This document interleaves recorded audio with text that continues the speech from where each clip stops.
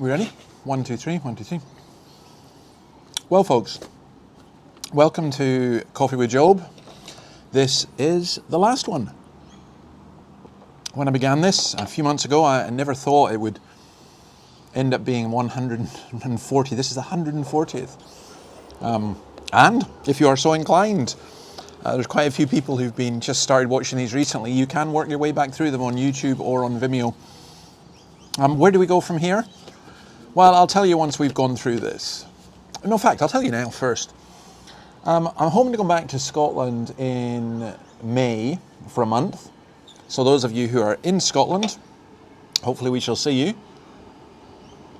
And I'll take a break until then. I might do some kind of one-off things. We're still doing the songs for Sunday every Sunday. But I'll tell you what I'm thinking of doing, because a number of you have asked that we can just continue this. So there's quite a lot involved in this, but I've been thinking a lot about the book of Revelation. So I think when I come back from Scotland in June, we will start looking at the book of Revelation. And I was speaking this morning to the lawyers again, and one of them said, and if you're watching, cheers for the idea as well, had said that he thought Revelation was particularly apposite in today's culture. And I preached through it a couple of times, and I actually find it a fascinating and encouraging book. But I'd love to go through it in these kind of short things, 5-minute things, just in some detail. So that's what I hope that we will do. Let's just finish off with these last words in Job. Job 42, verse 16. After this, Job lived 140 years. He saw his children and their children to the 4th generation. And so Job died, an old man and full of years. He died, an old man and full of years. The book of Job is about Job. It seems obvious. It's about him as a person. It's about the struggles he faced and everything else. But the book of Job is also about evil. It's about worship. It's about suffering. It's about all of us. But most of all, the book of Job is about Jesus. Because the only answer to the suffering that Job faced, and the only answer to the suffering that we face, is Jesus.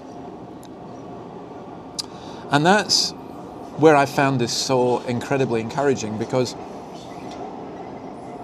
one of the things that stands out, and by the way, I was asked again about the best commentary, and there's unquestionably Christopher Ashe's.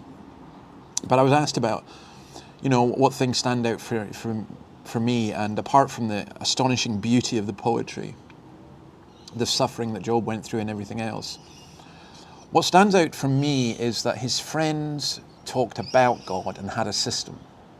He talked to God.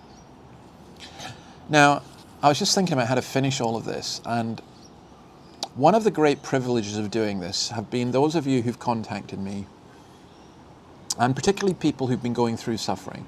So I think of our friend Melvin Tinker, who died, and he wasn't the only one. There were several people who,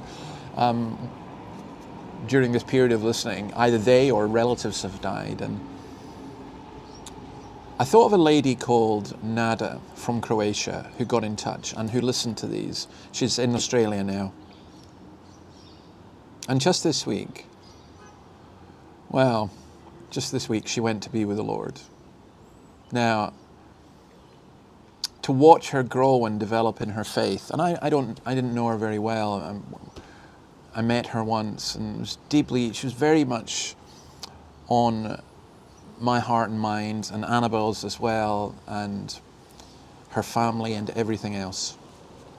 So I'd write occasionally, and the last letter she wrote me a fortnight ago, and there's stuff that's personal, I don't share those things, but in that she talks about listening to the podcast, including in Job. She loved doing that. She talked about the struggles that she faced, and that's how Job was so relevant.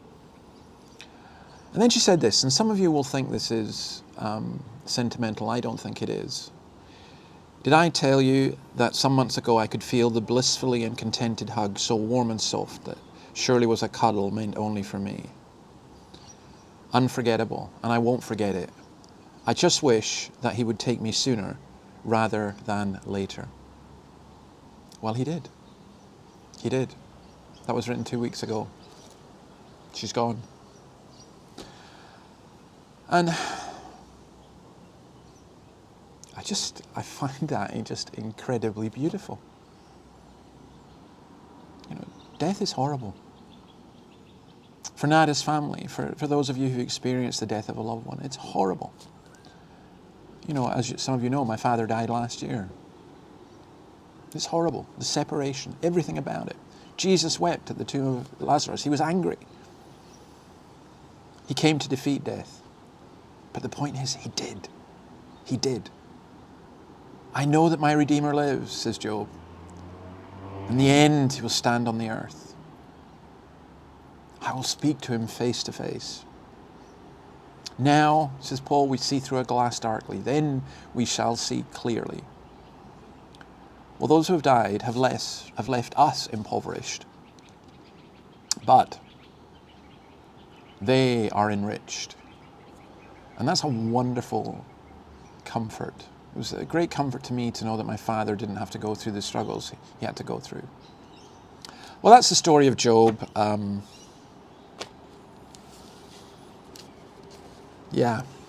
It's an incredible story. Just an incredible story about an incredible God. I pray that whoever you are, you may know him and you may know his peace. And, keep in touch. Songs on Sunday, every Sunday.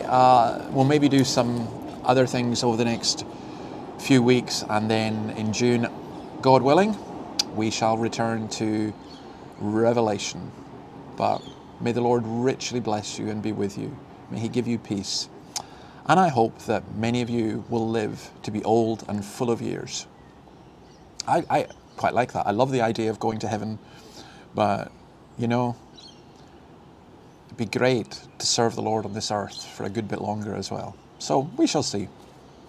But as I said, may the Lord be with you. Bye.